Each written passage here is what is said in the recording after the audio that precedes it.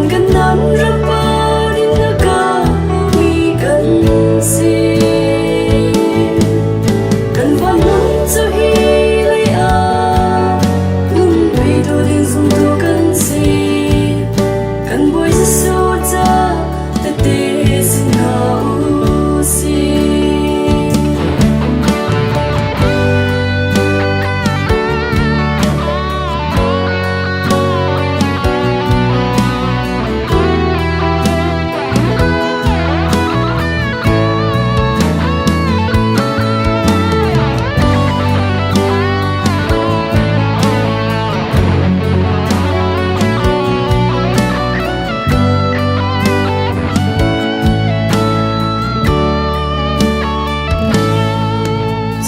hồi đốt nở khói rong khi pháo cần bồi giê cho bất khát nở có chiều si dùng tu thở cha cần nặng song cho cần bao đầu cho tu đinh cần si sông lối thuộc e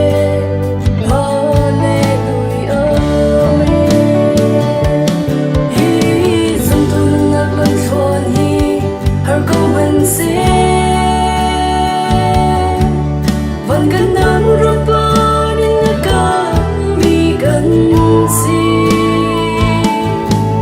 gần vào nun cho hi lấy